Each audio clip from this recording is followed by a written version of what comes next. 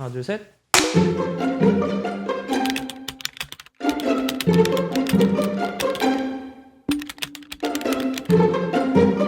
자, 여러분 안녕하십니까. 오늘도 먼사이 라디오로 돌아왔는데요. 굉장히 오랜만에 돌아왔는데 오늘 또 제가 좋아하는 분이 나와주셔가지고 간단하게 그러면 자기소개 먼저. 아, 여기 봐야 되는 거겠죠? 아, 상관없어요. 그냥 편하게 왔다 갔다. 그렇죠. 네. 제 이름은 이찬형이고요. 지금 이제 의사 겸 이제 사업가, IT 기업 CEO로 활동하고 있습니다. 반갑습니다. 진짜 너무 네. 대단하다. 저도 그거를 알거든요. 그러니까 하트페어링 처음 나왔을 때 제가 언제부터 보기 시작했냐면 말도 안 되는 스펙의 인간이 나왔다라고 해서 뭐지 하고 봤는데 만 15세 뭐 최연소 대학 입학 막 이런 식으로 네. 써 있는 거예요. 그래서 와 이런 사람이 하트페어링에 나온다고? 그래서 어떻게 그럴 수가 있지? 막 어떻게 섭외했을까? 관심도 없으실 것 같은데 그래서 너무 신기했거든요. 네. 그래서 네. 관심이 없지는 않았었고요. 아, 그래요? 저도 그런 프로그램을 예전에 저희 바쁜 시기에도 사실 시간 짬짬이 다 있잖아요.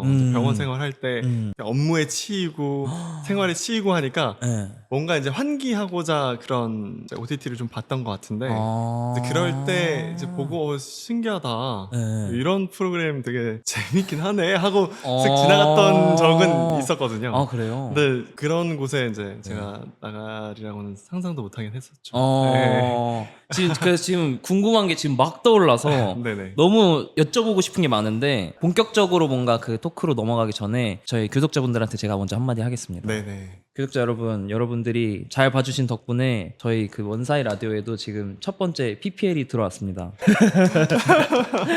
그래서 그 얘기를 간단하게 할 건데 여러분 그 광고 들어온다고 너무 미워하지 마시고 여러분들이 잘 봐주신 덕분에 또 이렇게 이런 컨텐츠 계속 할 수 있는 거고 이런 광고들이 있어야 이런 컨텐츠를 지속을 할 수가 있거든요. 그래서 너무 미워하지 마시고 그리고 또 광고 제품 가져올 때 항상 진정성 있게 진짜 괜찮은 제품들을 가져오니까 너무 미워하지 마시고 이쁘게 봐주세요. 간단하게 한번 제품 소개해볼게요. 자, 저희의 그 대망의 첫 PPL은 요거 이 모에브의 아누카틴 샴푸입니다. 사실 저랑도 연이 좀 있기도 하고 이게 하트페어링에 나왔던 걸로 기억을 해요. 그래서 찬영 씨랑도 아마 연이 조금 있을 것 같고. 네, 저걸로 씻었던 것 같아요. 그쵸.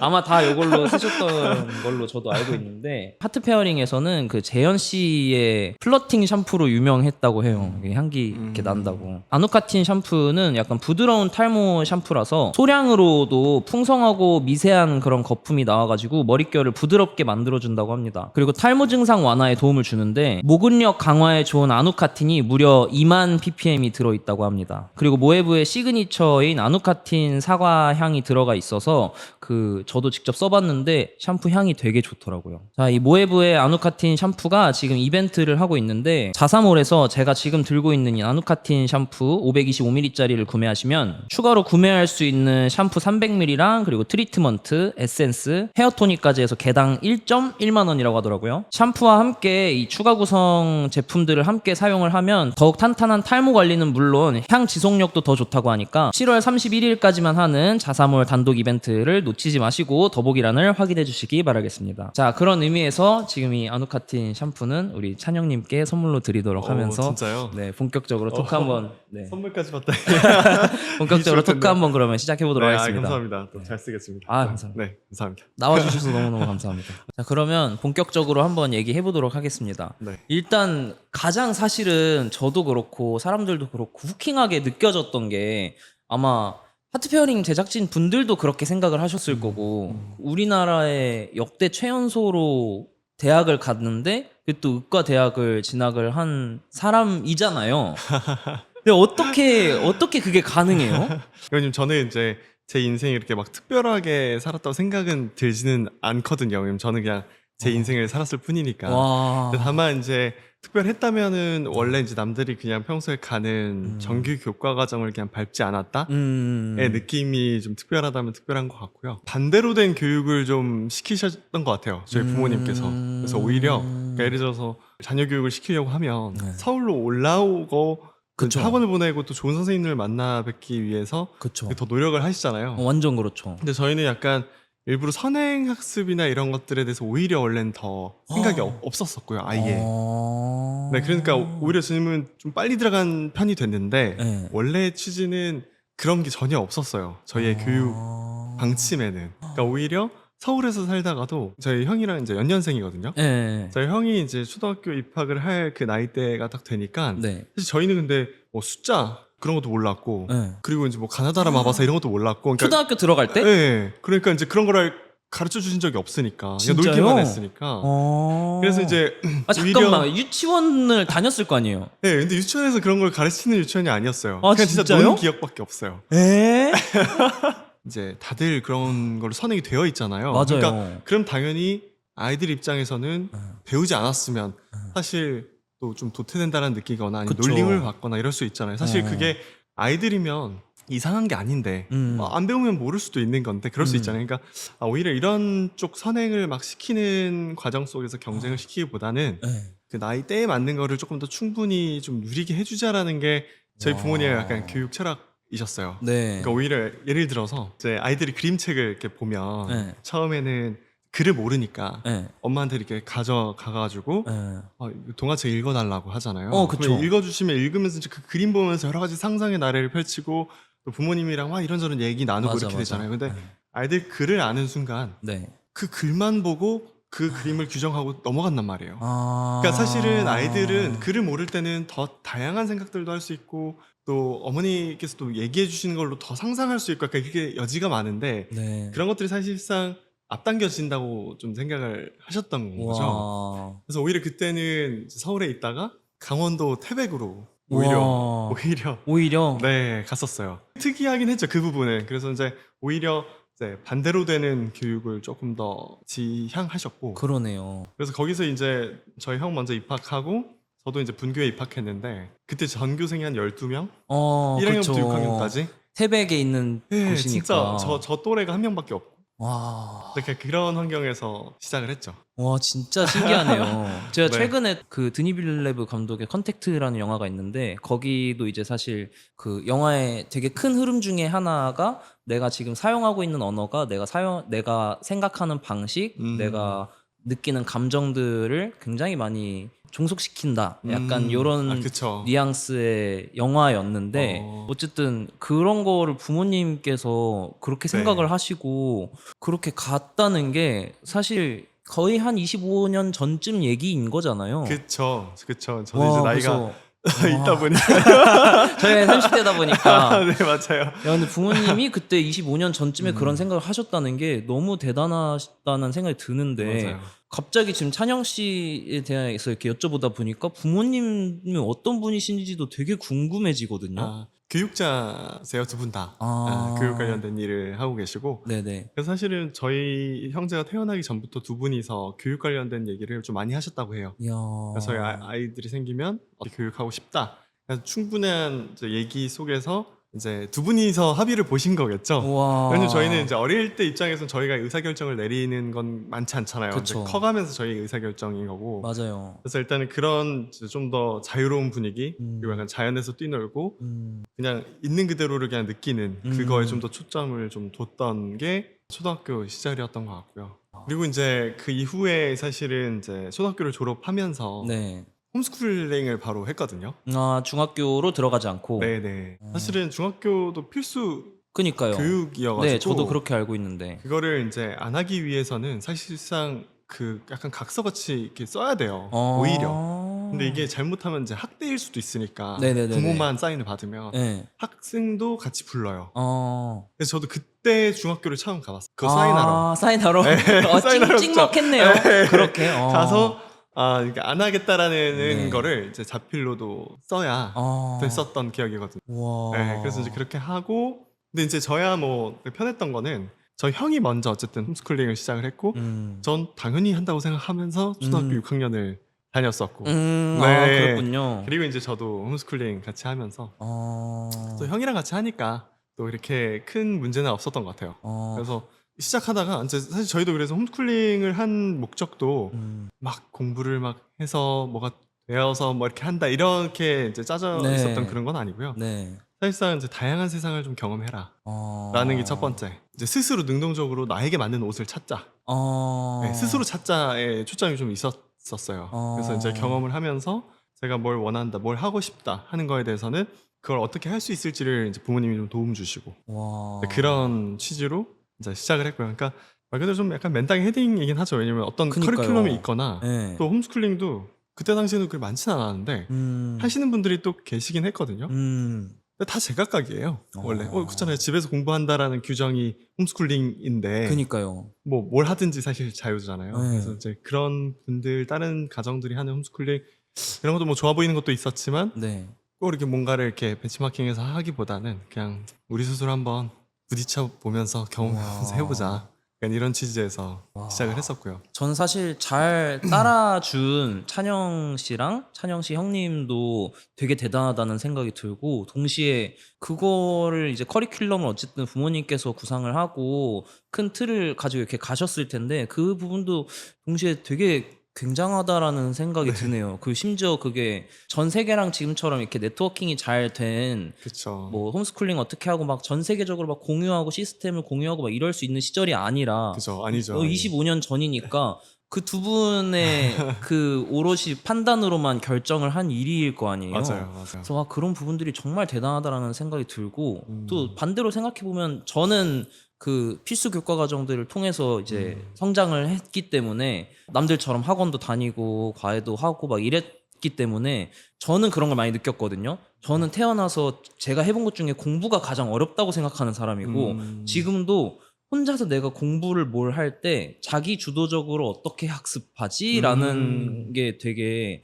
안 그쵸. 되는 사람이거든요. 그러다 보니까 이렇게 공부를 해서 성장을 했다는 것 자체가 저한테는 되게 신기하고 그런가요? 너무 새롭게 느껴져요. 좋게 봐주셔서 감사합니다. 일단은. 진짜 대단합니다. 아, 그 고등학교 교과 과정이나 이런 것들까지 다 부모님이 커버를 해서 그러면 만 15세 이전에 다 끝내버린 거죠?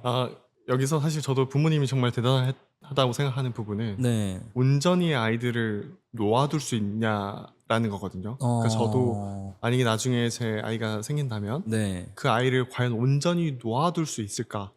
그거는 저도 한층 성숙해야 될 것 같아요. 그러니까 보통은 먼저 안달나서 뭐 시키게 되고 그니까요. 가만히 있는 꼴을 못 보고 약간 그런 게 좀 있잖아요. 당연히. 그럼요, 왜냐면 당연하죠. 도태되는 거를 느낀다라는 거는 어른이 더 빨리 그걸 자각하고 그럼요. 아이 이렇게 놔두면 안 될 것 같은데 약간 이런 불안감이 사실 더 그럼요, 많은 게 그럼요. 부모일 텐데 그럼요. 오히려 그 느낌을 스스로 저희 둘이 더 받을 수 있을 정도로 놓아둘 수 있었다. 그러니까 와. 기다려주실 수 있었다라는 게 사실 저는 더 큰 부분이라고 생각해요.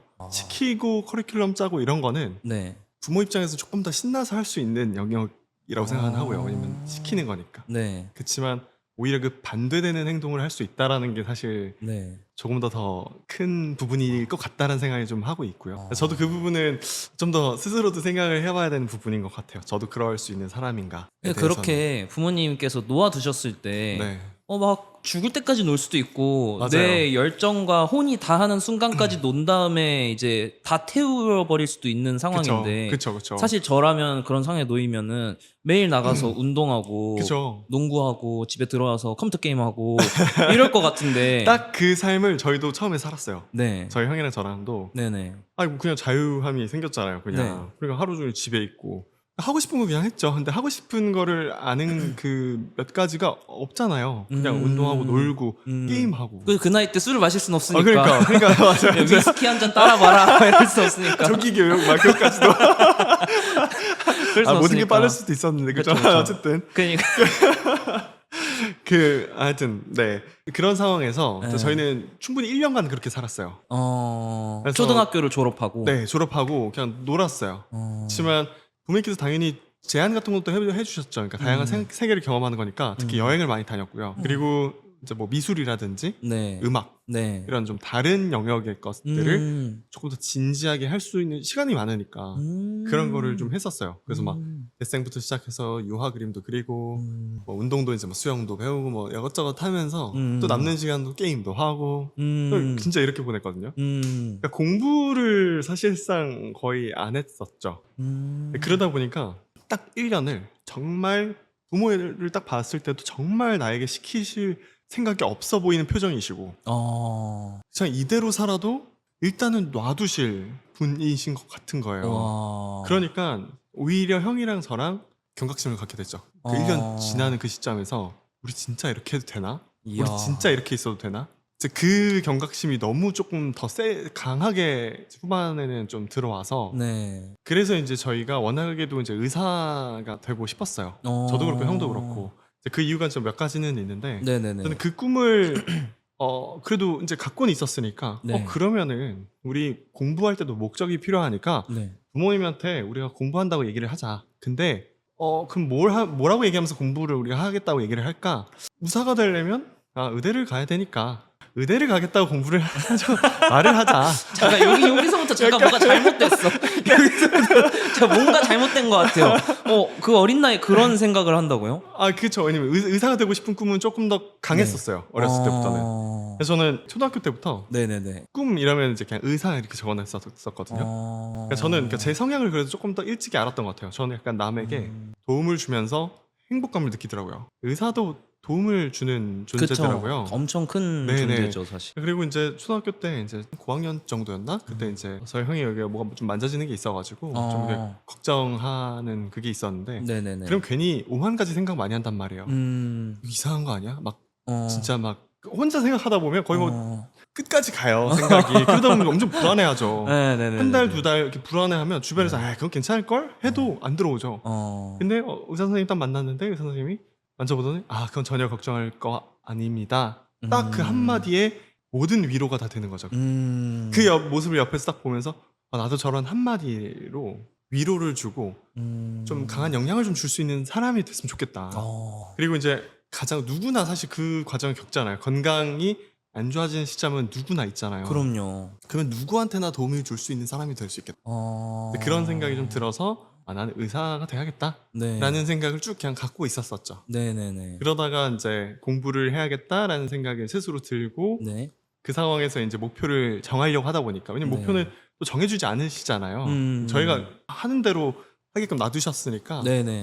의대 준비하겠습니다. 의대 가보고 싶습니다. 이렇게 이제 얘기를 하면서 이제 공부를 시작을 하게 된 거죠. 그래서 이제 중학교 2학년 나이 때 공부를 처음 이제 시작을 형이랑 같이 하게 됐고요. 그럴 텐데 사실 저희도 어떤 과목이 있고 어떤 단계가 있고 이런 거 전혀 모르잖아요. 네네네. 그래서 이제 그것 때문에 저희 아버지께서 그래도 이제 서점 같이 데려가셔서 이런 과정들 같이 한번 눈으로 보고 그러면 우리가 한번 스케줄 같이 짜보자. 그래가지고 이제 이런 단계가 있으니 해보자 했는데 아버지께서 약간 파격적인 게 좀 있으신 것 같아요. 그래서 이제 그래서 뭐 중복되는 거 다 빼고 뭐 하고 그러면은 어차피 의대 갈 거면은 수능 봐야 되지 않겠냐.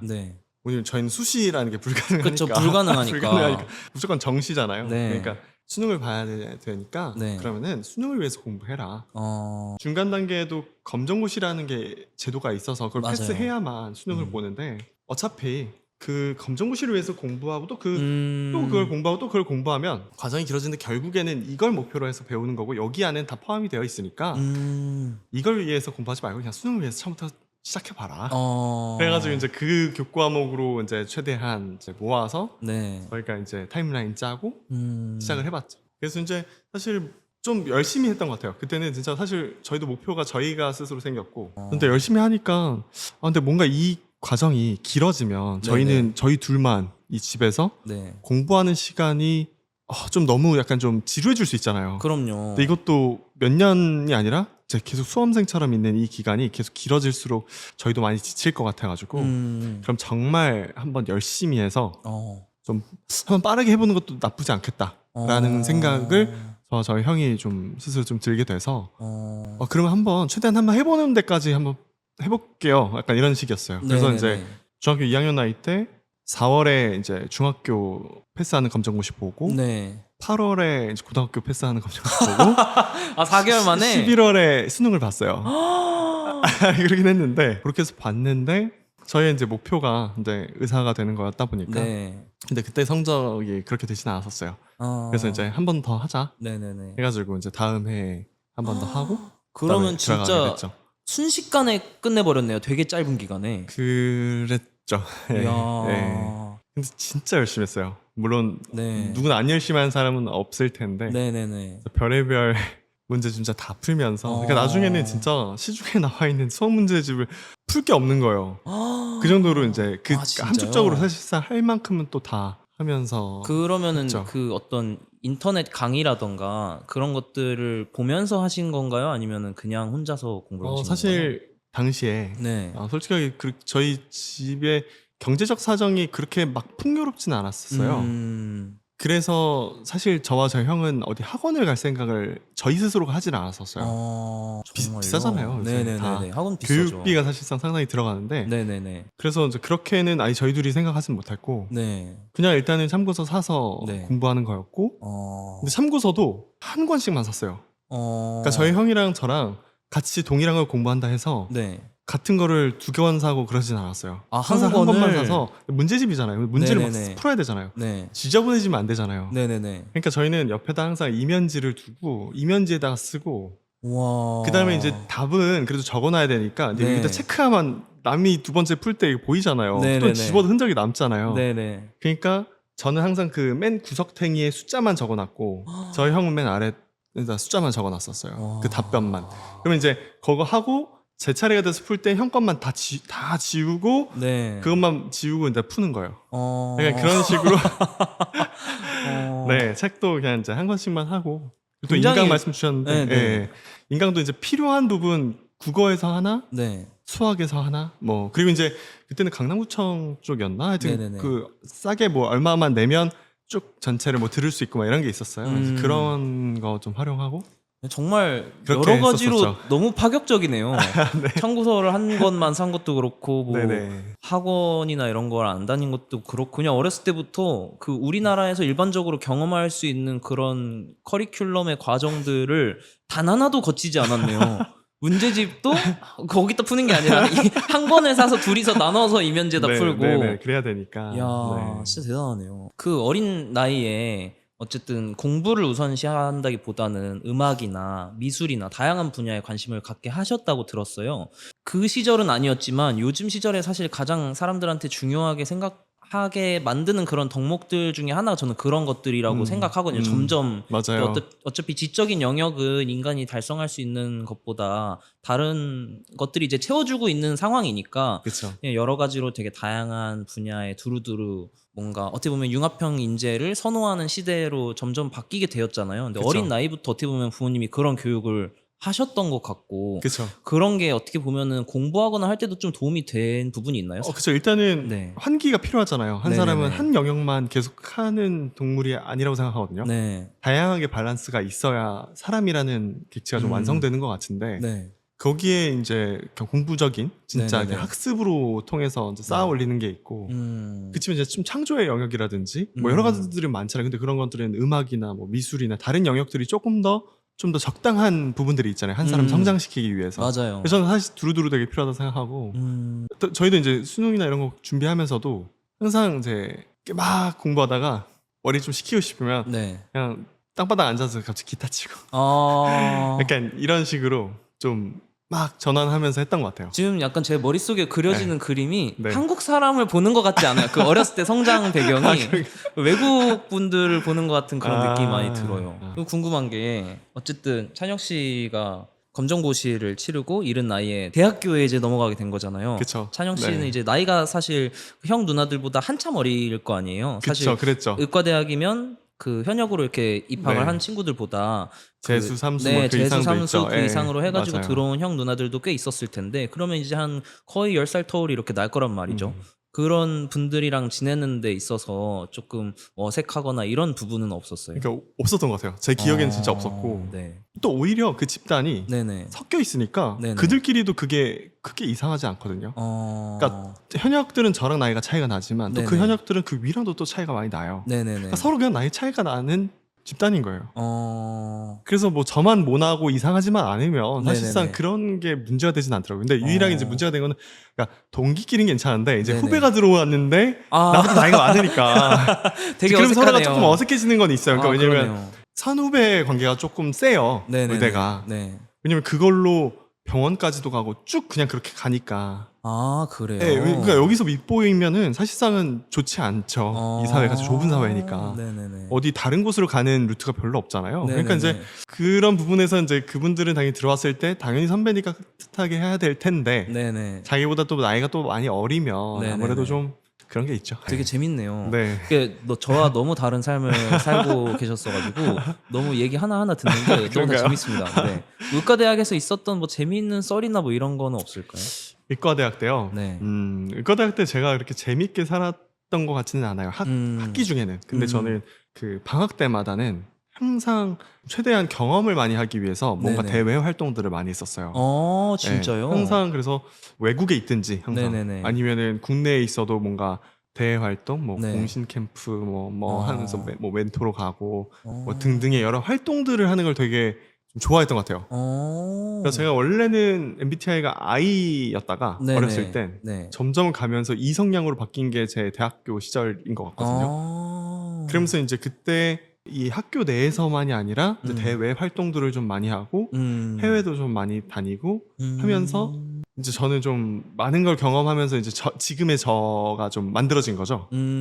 특히 이제 기억에 남는 거는 이제 방학 때 아시아나 항공에서 네. 그때는 이제 아시아나 드림 윙즈라는 프로그램이 있었어요. 네네네. 학생들을 위해서. 네. 거기에 이제 응모를 하는 거예요. 그러니까 저랑 제 친구 한 명은 네. 베트남이라는 지명을 정해서 거기에 고엽제 피해를 많이 받았어요. 근데 그랬을 때 이제 베트남에 이제 많은 아이들이 기형아들이 좀 많이 출산이 또 됐어요. 고엽제 때문에. 좀 도움을 좀 주면 좋겠다라는 취지에서 저희 동기랑 함께 이제 그런 베트남 여행 겸 그들을 위한 프로그램, 그들을 찾아가고 네. 그들과 함께 하고 그리고 돌아와서 그들을 알리고 하는 약간 그런 거를 한번 해보자 해서 기획을 한번 둘이서 해봤던 적이 있어요. 네네. 그래서 이제 그렇게 해서 이제 그냥 냈는 덜컥 된 거예요. 그래가지고 네네. 이게 되네. 그래가지고 그때부터 이제 또 준비해서 2차에는 이제 대면 면접이니까 그럼 작곡을 해서 가자. 왜냐면 이제 저희가 언어 소통이 잘 안 되니까 네네. 물론 이제 통역사도 같이 가겠지만 네네네. 그래도 아이들이랑 놀려면 교감이 잘 돼야 되잖아요. 그렇죠. 그러면 내가 좀 했던 거 홈스쿨링 하면서 좀 잘했던 거 네. 음악이니까 네네네. 작곡을 하죠. 그 친구는 바이올린을 되게 잘했거든요. 저는 기타 메고 그 친구는 바이올린 메고 네네. 또 이제 그 친구들 줄 선물들 바리바리 싸가지고 이제 갔었죠. 그냥 와. 가서 되게 좋았던 기억이에요. 그러니까 아이들이랑 같이 땀 흘리면서 막 전 기타 치고 뭐 노래하고 서로 그냥 같이 막 얽혀서 그냥 막 같이 지내고. 근데 이제 또 숙소랑은 또 한 2-30분 정도 자전거 타고 왔다 갔다 해야 돼요. 그리고 밥도 거기서 안 주니까. 네. 그러니까 하루에 왔다 갔다 계속 하는데 그때 그 장면이 되게 오래 기억에 남아요. 그러니까 저는 기타 메고 거기는 바이올린 메고 비 오면 비 그대로 맞으면서 그냥 자전거 타고 아이들 만나러 가고. 그러니까 그때 그 느낌이 네. 너무 좋았어요. 그러니까 약간 그런 삶으로 좀 살고 싶다. 쭉. 뭐 그런 인상이 좀 남았었던. 얘기 듣는데 네. 제 눈가가 그런가요? 너무 좋았을 거, 행복했을 것 같아서. 되게 행복했었어요. 네. 되게 행복해 하셨던 그런 감정이 저한테도 전달이 돼가지고 네. 듣는데 약간 눈물이 이렇게 살짝 차올라가지고. 그런 경험들을 하여튼 좀 많이 하려고 노력했던 시기였어요, 대학교 때. 기본적으로 약간 그 남들한테 좀 내가 가진 걸 뭔가 좀 더 베풀고 행복하게 해주고 싶은 성향이 되게 강하신 것 같아요. 그쵸. 네. 그게 근데 이제 문제는 병원 와서는 좀 그런 거를 좀 많이 잊어버렸던 시기가 한 번 있었죠. 그러니까 너무 힘드니까 피폐해지니까, 그러니까 저만 해도 살아내야 되니까 남을 도와주기보다, 그러니까 일은 도와주는 일인데 네네. 그 외적인 거는 저는 살아내야 되는 거예요. 저 스스로가.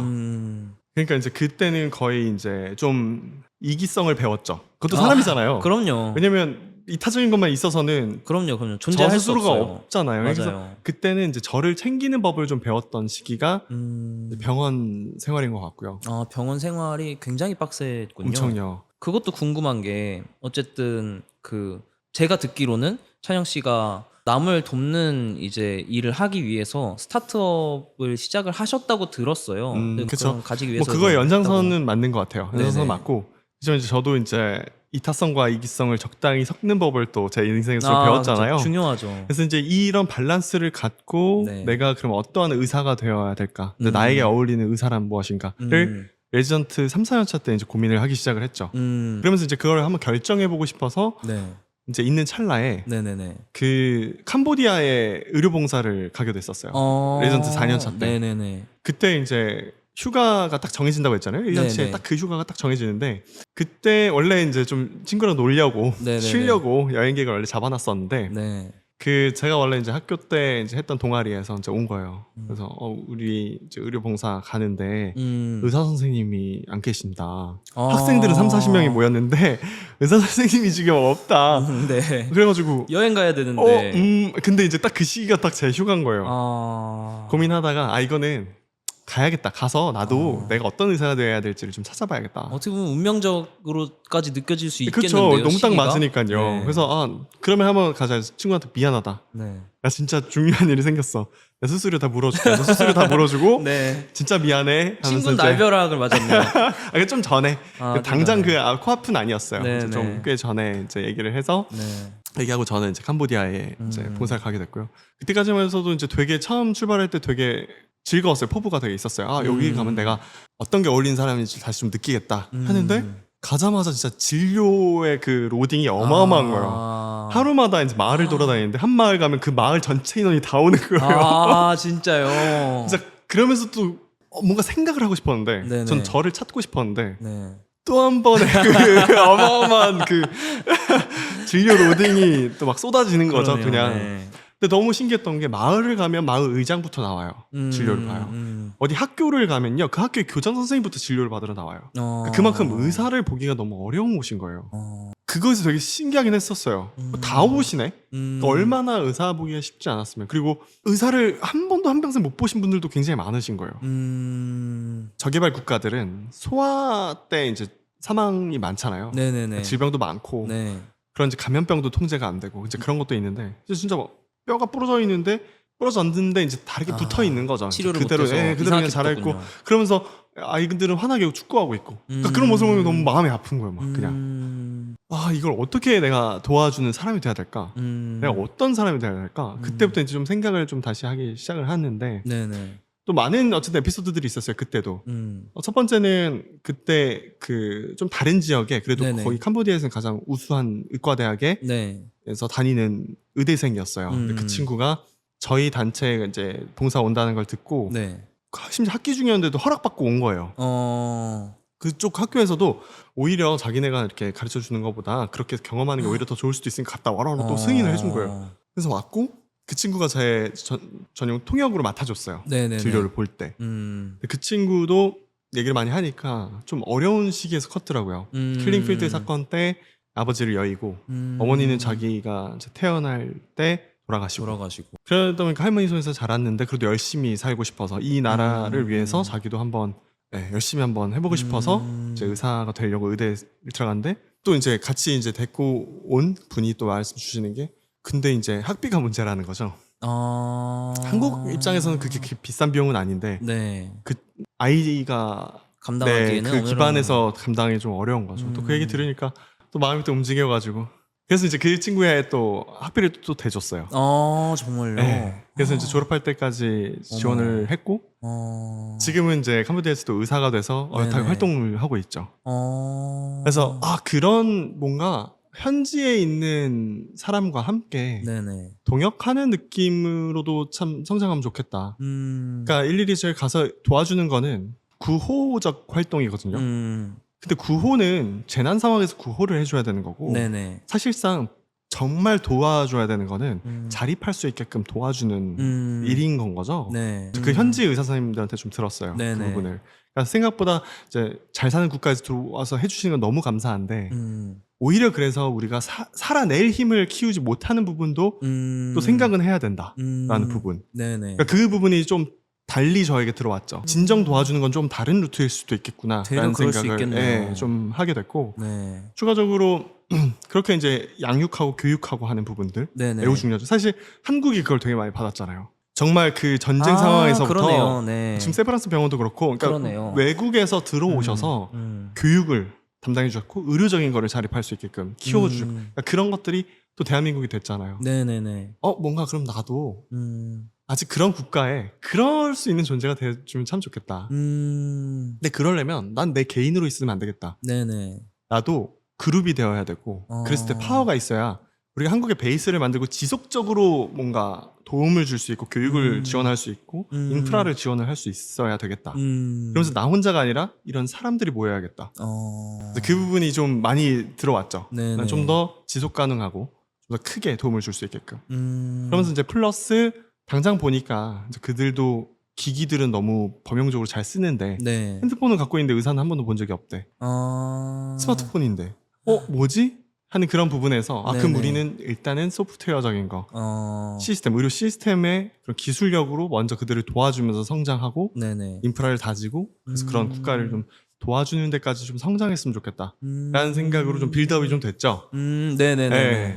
그래서 이제 그런 과정을 거쳐서 한국에 다시 좀 들어와서 이제 지내면서 네. 이제 스타트업이라는 걸 차려야겠다라는 열의가 엄청 커졌죠, 계속. 그러면서 이제 개발자 찾으러 다니고 네네. 그 지금 과정들을 다 거쳐서 왔습니다. 하고 네. 계시는 그러면 스타트업에 대해서도 어떻게 설명을 한번 해주실 수 있나요? 네. 우선 뭐 저희 형도 같이 하고 있고요. 아 정말요? 네, 부대표님이십니다, 저희 형이. 그렇군요. 네. 제어학과. 네, 맞아요. 저희 형도 이제 카이스트 갔다가 네. 이제 전기전자 하고 아예 그냥 다르게 해서 이제 서울대 의전 들어가서 네네. 재활학과까지 하고, 그러니까 양쪽 IT와 의료를 가장 잘 아는. 잘 알고 있는 네. 분이시군요. 그러니까 저희의 가장 큰 강점이 그런 것 같아요. 의사이면서 의료진이면서 개발을 해낼 수 있는 거. 그러니까 양쪽이 다 고도의 전문 영역이잖아요. 그럼요. 그래서 이제 한쪽은 다 잘하는 건 쉽지만 네네. 양쪽을 같이 해내는 거는 전 그게 차별점이라고 생각하거든요. 그게 이제 저희의 핵심이고, 그래서 네네. 이제 자체적인 기술, 특히 의사가 옆에, 의료진이 옆에 없어도 최대한 도와줄 수 있게끔 하는 시스템을 만들고 싶은 게 꿈이었으니까 첫 출발이 문진 시스템 개발이었어요. 1차 의원 가시면은 의사 선생님이 물어보잖아요. 어디 맞아요, 아프셨어요? 뭐 기침한다 그러면 뭐 언제부터 하셨어요? 네네네. 어떤 양상이에요? 뭐 다른 건 없어요? 기침 뭐 말고 가래 뭐 이런 건 없어요? 그러니까 네. 문진으로 사실은 그 사람의 정보를 끄집어내거든요. 네네네. 그리고 이제 그거 데이터가 쌓이면 그거 갖고 이제 머리로 진단하는 거가 네네. 나오는 거죠. 이제 그 그런 과정들을 것들을 소프트웨어로 처리하는 네, 것들을 먼저 그쵸. 만든 거군요. 그렇죠. 그걸로서 이제 각각 붙기 시작했죠. 그리고 이제 그걸로 이제 분석해내고, 네네. 네. 분석한 걸 또 요약하고, 요약한 네. 거를 기록으로서 전달하고, 이런 것들을 기술력을 또 갖다 보니까 이걸 가지고 이제 여러 영역에다가 이제 서비스화해서 이제 들어가기 시작을 한 거죠. 네네네. 뭐 병원에 들어가는 거는 진료 효율화 시스템. 그러니까 뭐 예를 들어서 진료 시간에 기다리잖아요. 네네네. 평균 20.8분을 기다린다고 되어 있어요. 대학병원은 1시간 그 이상을 더 기다리긴 하지만 기다리면서 아무것도 안 하거든요. 생산적이지 않은 거죠. 너무 비효율적인 거잖아요. 그럼 어차피 병원에서 기다리는데, 그럼 기다릴 때 사전 문진을 AI로 하는 거예요. 네네네. 어차피 미리 약간 사전 의사를 만나는 거죠. 네네. 해요. 그럼 그게 자동 요약돼서 의무기록으로 먼저 진료실 내 의사 선생님 컴퓨터로 먼저 들어가고, 그럼 그분은 미리 파악하고 보니까 네. 빠르고 정확하고 또 몇 마디 안 물어봐도 더 캐치할 수 있고, 그러니까 미리 아는 느낌이니까 라포 형성에도 좋고, 네네. 또 들어와서는 맨날 의사 선생님 기록하느라 안 보거든요. 어디 아파서 오셨어요? 이러거든요. 이제 네. 그런 거를 좀 방지하고 싶은 거죠. 이미 기록 다 해주고 네네. 필요한 거 반복된 거 다 해줄 테니까 환자에게 집중하라. 좀 더 눈 맞추셔서 얘기하고, 네네. 네, 충분한 시간을 더 설명하는데 가질 수 있으니까. 그럼 지금 이 서비스가 지금 어느 정도로 지금 사용이 되고 있나요? 그래도 이제 꽤 이제 잘 퍼지고 있습니다. 정말요? 네, 그래서 이제 여러 뭐 종합병원에서도 이제 연락이 오고, 네네네. 네, 의원급에서도 쭉 잘 사용을 이제 잘 해주고 계시고, 그래서 잘 퍼지고 있고, 이제 여기 이런 서비스화가 있고요. 그러니까 기술력을 잘 만들어 놓으니까 이제 이걸 네네. 갖고 이제 또 외국인 버전을 좀 또 접목시켰죠. 그러니까 여기에 이제 지금은 13가지 언어를 또 적용할 네. 수 있거든요. 그러면 네네. 이제 외국인도 본인 나라 언어로 그냥 문진을 하는 거예요. 그리고는 바뀔 때는 또 한국형으로 바뀌니까 네네네. 외국인 진료에 있어서 도움이 되는 거죠. 대한민국에서도 이제 다국적 시민들이 굉장히 많아지고 있거든요. 그니까요. 외국인 관광객들도 정말 많아요. 네네. 근데 우리나라 사람도 역으로 보면 베트남 여행 같은데 이제 동남아 여행할 때 아파도 절대 병원 갈 생각 못 하잖아요. 그쵸. 뭐 언어적 장벽도 있고 여러 가지들도 있겠지만 어쨌든 맞아요. 못 갑니다. 네. 그건 뭐 한국인뿐만 아니라 전 세계 어느 나라 사람이든지 맞아요. 어느 나라를 가면 여행 가서 병원 가기 쉽지 않죠. 가서 병원 가기 쉽지 않아요. 그러니까 저희 회사는 이제 그걸 만들어내려는 기업인 거죠. 아. 전 세계 누구나 어딘가 여행해도 거기서 현지에서 진료를 잘 받을 수 있게끔. 알겠습니다. 네. 혹시 그 상장하시기 전에 저한테 말씀해주시면 제가 좀 털고 싶어가지고 네, 탈탈 털어서 들어갈 생각이니까 말씀 좀 해주세요. 쓱쓱 말씀드리는 거죠. 어쨌든 되게 네네. 약간 글로벌화 네. 시키려고 지금은 또 노력을 하고 계시는 거군요. 맞아요. 글로벌이 타겟입니다. 되게 네. 멋있네요. 처음에 이제 모셔왔을 때보다 훨씬 더 대단한 일을 또 하고 계시는 것 같아서 너무 멋있습니다. 아닙니다. 진짜 과찬이십니다. 그러니까 진짜. 저 최근에 이제 책도 나오셨다고 들었는데 맞아요. 그게 이제 안 그래도 드리려고 네네네. 가져왔어요. 정말요? 지금 드려도 될까요? 지금 네. 주십시오. 이 책인데요. 네네네. 이 책은 사실 저희 아버지께서 대부분 많이 쓰셨어요. 지금 형제인 거죠? 맞아요. 표지는 맞아요. 엄청 닮으셨네요. 네, 옛날에는 완전 거의 쌍둥이냐고 소리를 들을 정도였고 요새는 근데 실제로 보면 분위기가 많이 바뀌어서 형제인가? 라고 하는 사람들도 있어요. 친구인가? 이렇게. 그렇습니다. 약간 교육 관련된 책. 감사합니다. 요거는 이제 어렸을 때 어떤 과정을 통해서 자랐는지 그런 교육 시스템에 관한 내용인가요? 그렇죠. 그거가 좀 더 메인이긴 해요. 네. 정말 다양한 일을 하고 계시네요. 아마 다른 많은 분들도 그러실 텐데 저를 포함해서 어떻게 보면 평범하게 자라온 사람들이 들었을 때 굉장히 특별하게 그런 저희가 경험하지 못한 경험들을 통해서 성장을 하신 분이라서 네네. 얘기를 듣는 것 자체가 너무너무 재밌네요. 저는 또 궁금한 게 조금 이제 가벼운 얘기 해보자면 좋아요. 어떠셨어요? 이렇게 촬영하면서 엄청 바쁘고 힘들었을 것 같은데 끝나고 나서 어떠셨는지 이제 또 사람들도 지나가면 이제 알아보는 사람들도 생기고 하셨을 텐데 그래서 되게 신기한 경험인 것 같아요. 그러니까 저는 진짜 이런 쪽으로 생각해 본 적이 없었으니까요. 제 인생 자체도 알아봐 주시는 것도 되게 너무 신기한 거죠. 그냥 저 자체가. 좀 부담스럽거나 하진 않나요? 그렇기도 하기는 해요. 가끔은 뭐 예를 들어서 저도 이렇게 꾸며지지 않은 상태가 많잖아요. 맞아요. 저도 그런 게 제일 부담스러웠어요. 네. 그럴 때 이제 최근에 이제 속초를 갔다 온 적이 있는데 그래서 일부러 안경도 쓰고 좀 저를 못 알아볼 수 있는 장치들을 좀 최대한 해보긴 해야겠다. 편하게 좀 지내고 싶다. 이렇게 했는데 또 알아봐 주시더라고요. 그래서 그렇게 해도 그러면은 또 제 성향 자체가 이렇게 뭔가 이렇게 거절하고 그런 걸 잘 안 하고 또 감사하기도 하잖아요. 충실한 스타일이라 그러면 또 해야 되니까 당연히 그래서 그렇게 하는 부분이 있어서 그래서 그때 왜 선글라스 끼고 다니시는지 이제 이해한다. 맞아요. 저희가 또 마주친 적이 몰랐는데 진짜 몰랐는데 알고 보니까 저희가 이제 미용실이 같더라고요. 맞아요. 그래서 제가 그 얘기를 아까 촬영하기 전에 찬영 씨한테 했는데 찬영 씨가 지나가다 본 것 같아요 막 이렇게 얘기를 하시더라고요. 맞아요. 이거 그냥 진짜 별 생각 없이 가는데 딱 그냥 이렇게 쓱 지나가는데 내가 어디선가 본 사람 같은데 구면은 당연히 아니지만 네네네네. 방송에 워낙 많이 활발하게 하시니까 네네네. 뭔가 본 느낌인데 하는데 선글라스를 심지어 또 끼고 계시니까 오히려 더 그런가 보다라는 생각을 했죠. 오히려 더. 더 찌나요 그게? 감추려고 하셨겠지만 그때 제가 아마 마스크 쓰고 선글라스 꼈었나 뭐 그랬던 선글라스만 끼셨던 것 같아요. 선글라스만 꼈었어요? 네네. 그랬구나. 그래서 하고 이제 저는 미용실로 들어갔고 네. 민망하네요. 이게 저도 사실 이제 그런 게 제일 부담스러워요. 그러니까 제가 진짜 멋있게 이렇게 꾸미고 나오면 그래도 좀 다니면서 사람들한테 이제 인사도 잘 드리고 하는 게 마음이 엄청 불편하진 않은데 그렇죠. 하나도 안 꾸미고 머리도 안 감고 그냥 대충 슬리퍼 찍찍 끌고 나왔는데 이렇게 알아보면 너무 부끄러우니까 그렇죠. 부끄러운 거죠. 그럴 때 가리게 되는 거죠. 그렇죠. 네. 그럴 때 알아보면 뭔가 그럴 수도 있잖아요. 막 진짜 규민이다 사진 찍어주세요 하고 사진 찍은 다음에 이렇게 올리시면서 올리면 사람들이 야 규민 너 못생겼네 이렇게 그래서 별로네. 그러니까 평소에 보정 얼마나 한 거야? 그럴 수 있잖아요. 그쵸. 그게 부담스러워가지고 그렇긴 한데 근데 그래도 어쨌든 알아봐 주시는 분들 항상 감사하긴 하죠. 오늘 얘기해서 너무 즐거웠는데 혹시 뭐 너무 많은 얘기를 들어가지고 그런 것도 궁금해요. 찬영 씨가 살아온 삶이 되게 사실은 제가 생각할 때는 조금은 좀 특별하고 멋있게 느껴지거든요. 앞으로의 혹시 목표라던가 꿈이라던가 이런 게 있을까요?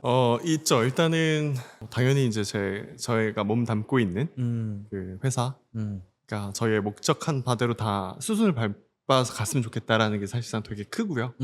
그랬을 때 그 영향력으로 진짜 이 삶을 저는 진짜 의미 있게 살고 싶어서 사실 시작한 일인데 이 힘듦이 헛되지 않았으면 좋겠다. 생각합니다. 알겠습니다. 저는 항상 찬영 씨 항상 응원하고 있겠습니다. 감사합니다. 네, 저도 응원합니다. 진짜 매우. 감사합니다. 그리고 감사합니다. 오늘 이거 책 주신 거 거꾸로 한 교육 탁월함을 키우다라는 책이고 아버님이랑 찬영 씨랑 찬영 씨 형님 반영 씨 맞으시죠? 맞습니다. 네. 그래서 이렇게 세 분이서 같이 집필을 하신 것 같은데 요거 한번 읽어보셔도 좋을 것 같아요. 너무 재밌을 것 같고 저 얘기를 듣는데 너무 사실 재밌었거든요. 네. 그래서 얘기를 쭉 듣다가 그런 생각도 그냥 계속했어요. 아 너무 그 말씀도 너무 잘하시고 교육 환경 자체도 사실은 특별한 부분이 많기 때문에 이거 관련해서 강연 같은 거 해도 되게 잘 하실 것 같다. 왜냐면 사실 이제 교육적인 측면이 사실 우리나라가 좀 기형적인 부분들이 좀 있잖아요. 네네. 그래서 그런 것들을 강연 같은 거 하셔도 되게 잘하실 것 같아서 강연 한번 보시고 해주세요. 너무 신기한 네. 그 환경에서 자랐기 좋습니다. 때문에 너무 재밌는 것 같습니다. 감사합니다. 또 소개도 잘해주셔가지고. 아 아닙니다. 그럼 오늘 촬영 여기까지. 네, 하도록 알겠습니다. 고생하셨습니다. 감사합니다. 감사합니다. 먼 사이 라디오 오직 나에 대한 이야기로 멀었던 우리가 가까워지는 여기는 먼 사이